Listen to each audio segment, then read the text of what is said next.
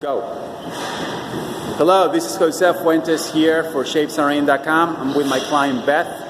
Thank you for watching. Welcome to my channel. You haven't, if that's the first time you viewing some of my workouts, I'm a personal trainer, certified strength and conditioning coach, and nutritionist. I'm here with my client Beth. Beth's been with me a few months. Wanted to talk to you about menopause and weight loss. It's a very hot topic. A lot of people sometimes don't recognize the what's needed to lose weight when it comes to menopause. Just do 10 of those underneath that. So these are a few of the things that I normally recommend my clients to do when it comes to weight loss and when they're going through the whole stage of menopause.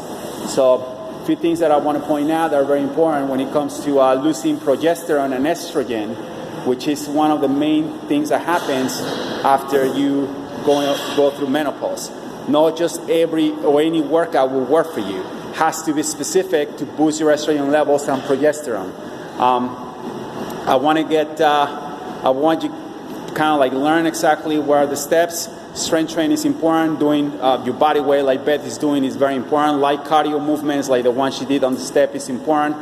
Strengthening your core like she's doing it now is extremely important too when it comes to boosting your performance, get your metabolic rate going, and also getting your estrogen levels boosted. So some of the things that we do is obviously with the strength training, very light cardio.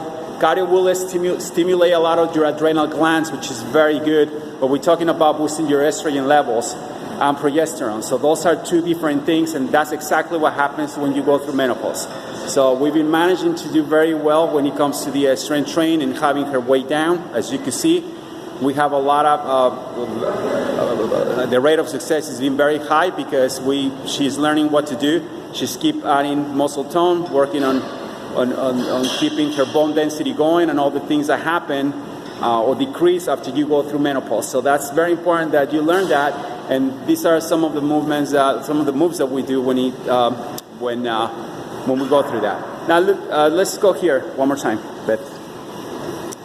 So I just want to give you a quick scan of the things we do when it comes to the whole routine and when it comes to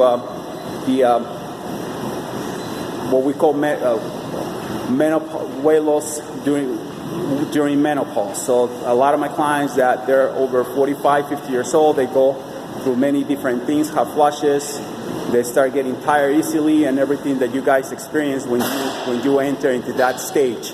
So these are part of the things we do.